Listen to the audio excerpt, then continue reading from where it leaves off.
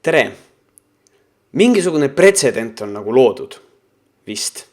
Sest et kes mäletab, siis ma 2 päeva tagasi postitasin video pealkirjaga Õpin viisakust, kus ma käisin Varro Vooglaiu ja tema sihtasutuse Facebooki kommuunis Kaitskem üheskoos perekonda, kuhu oli postitatud minu video pealkirjaga Varro võiks elada lasta. Ja siis Varro heitis mulle ette, et ma olen liiga ropp, liiga labane ja et ma kasutan isiklikku rünnakut nüüd ja solvan inimesi isiklikult.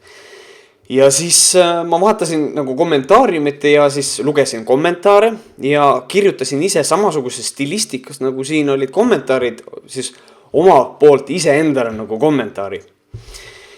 Ja see kommentaar sai seal üle 60 laiki seal all, sest et inimesed vaatasid mu videot ja siis nad vist läksid kontrollima, et Märt, kas sa päriselt ka kommenteerisid sinna või?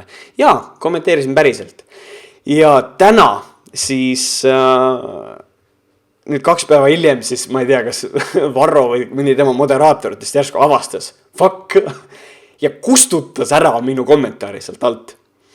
Ja keegi hea inimene, kui nii võib öelda, siis oli postitanud ka tegelikult lingi minu videole ja ka see on ära kustutatud.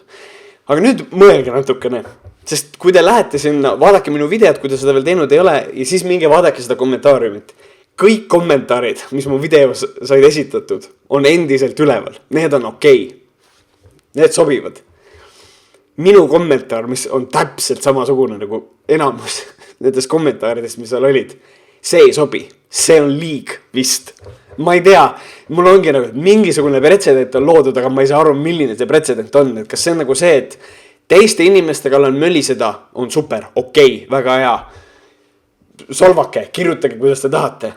Aga Märt, ise endale ei tohi kirjutada. See on no. Seda ei tohi olla. Et ühesõnaga, no ma kordan, mingisugune pretsedent on loodud, aga ma ei saa aru, milline.